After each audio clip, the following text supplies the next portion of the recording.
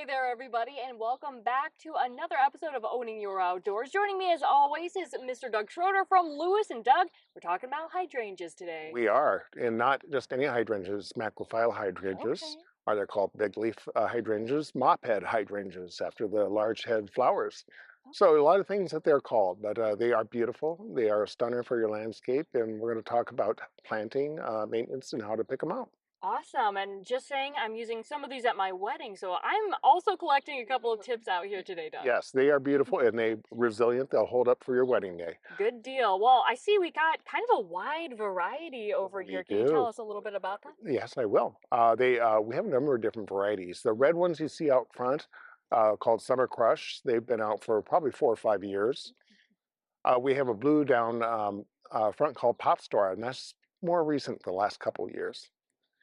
And then the white up front here is Mm. brand new. It's called Flowerful. If people know anything about hydrangeas, they've heard about Annabelle hydrangeas. First edition says that the genetics on this they feel is better than Annabelle hydrangea. Oh, they are all beautiful. I love the new variety too. Talking about maybe some sun exposure, how much sunlight do these guys like? Ideally, they like to be planted on the east side where they get morning sun, afternoon shade. If you live in a neighborhood with a lot of trees, they'll do well with dappled sun. So Okay.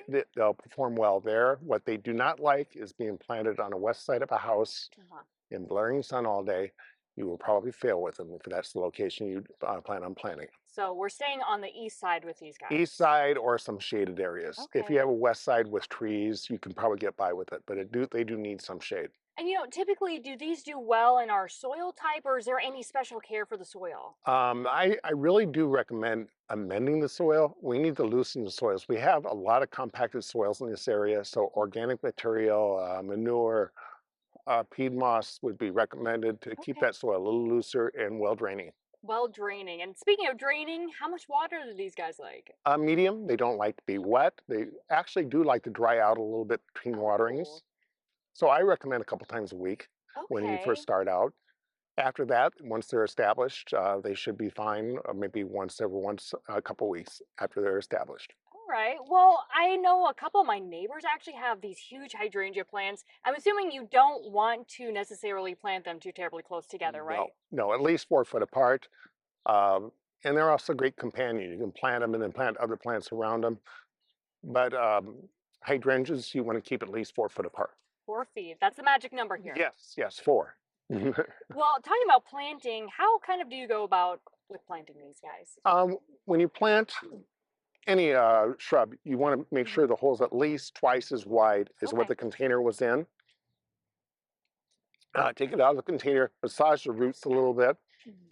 Never plant anything deep. When you see your Would soil surface, that's where you want the soil to be in your landscape. You don't want to go deep.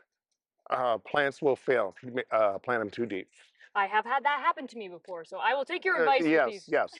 You're better a little bit high than low. What about upkeep? Pruning maybe with these? Yes, I recommend pruning in the spring.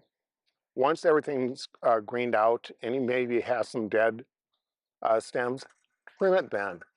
Let it at least leaf out before you do any trimming on them at all. Now, if you just want to do some balancing, make sure your bush is nice and formed, you can do some trimming just to give it a Okay. more compact look. A little neater look A there. little neater look, yes.